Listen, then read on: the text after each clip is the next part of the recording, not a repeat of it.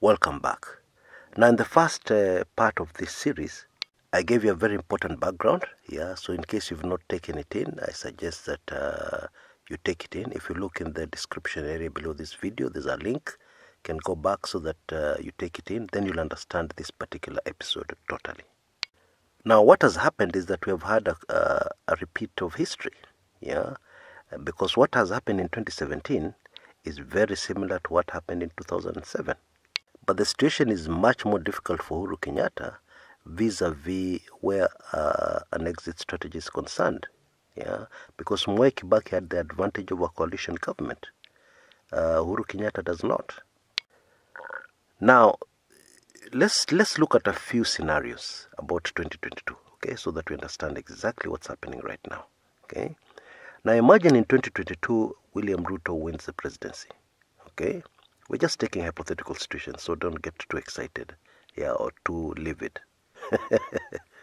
Now, the truth is, even if William Ruto keeps his promise, and protects the retired, at that time the retired President Uhuru Kenyatta, there'll still be another very big problem, and that's a very strong opposition, a united NASA, fighting against Ruto.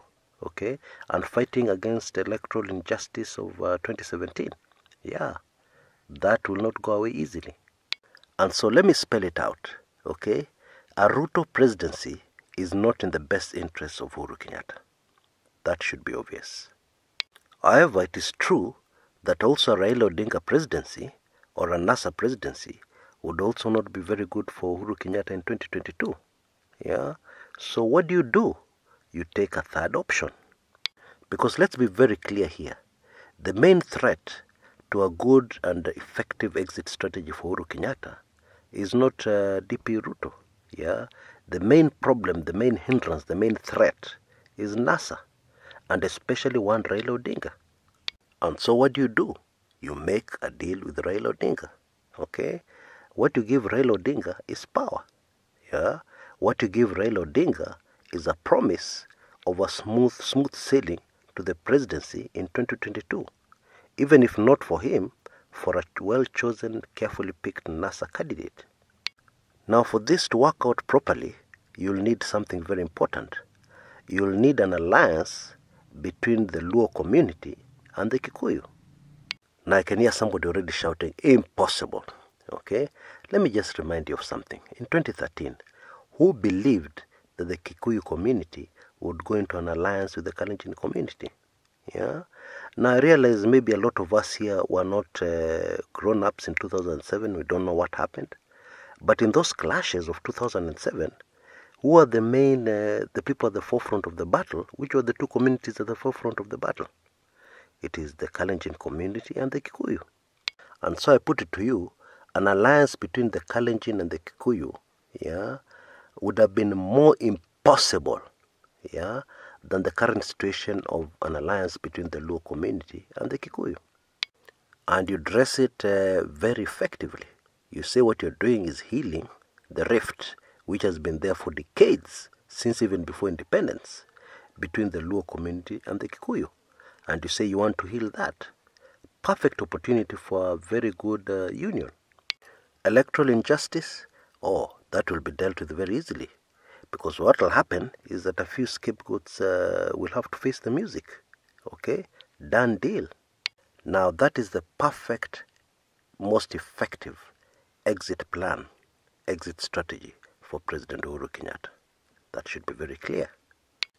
Now it is much easier to understand very strange things happening in Kenya, like the 36 bloggers promoting Raila. At first that really puzzled me. I just couldn't understand what was going on. And now you understand why DP William Ruto is fighting overtime. And there's something even more explosive in the works. It would seem that if our theory is correct, that a fallout between the URP wing of Jubilee and the TNA wing of Jubilee is very, very probable. I think you get my drift. If I can spell it out, a DP Ruto presidency is not feasible, for an effective Uhuru Kenyatta exit strategy. That's what it is. Folks, you'll also be able to understand other strange things happening. Yeah, like Moses Kuria holding a fundraiser bang in the middle of Luo Nyanza. Yeah, and there's much more to come in the coming weeks and months. The rift between these two communities is going to be healed, or rather there's going to be a very major effort to heal it. Yeah, and the whole end game, now you already know. Now, of course, Uhuru Kenyatta made a deal with William Ruto, yeah, that as soon as he's done with his presidency, that he will support Ruto to take over. But then things change, and this is politics, okay? And now the circumstances just do not allow a William Ruto presidency. It's really as simple as that. Now, where does Miguna come into all this? Good question.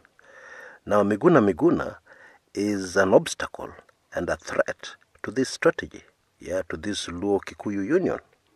And that is why he has been handled the way he has been, yeah. And that is why top wigs within ODM have not spared a thought to fully support Miguna, okay? That's really what it is. But of course, somebody somewhere has recognized that Miguna remains a major threat, yeah, to Uhuru Kenyatta's exit strategy. And so the new plan seems to be to allow Miguna into the country, yeah, and allow him to go all out in his political campaigns. And two things will happen. One, he's bound to trip himself up in the long campaigns before the next elections.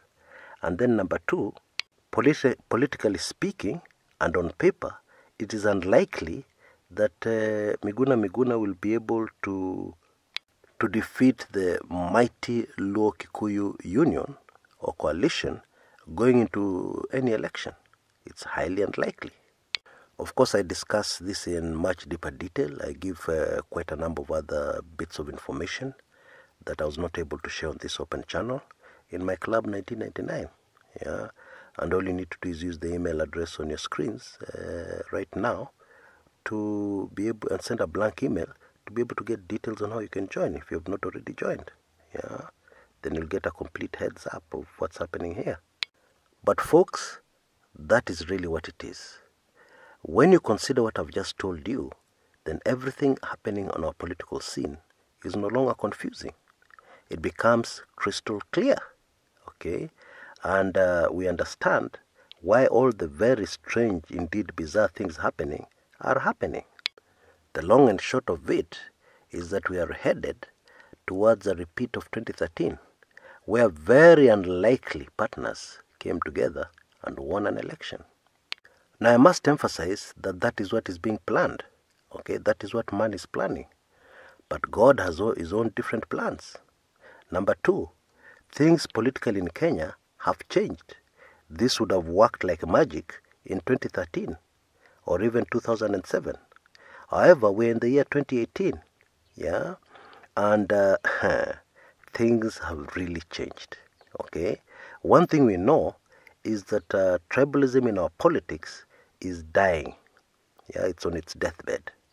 It may not be obvious to all of us, but that is a fact.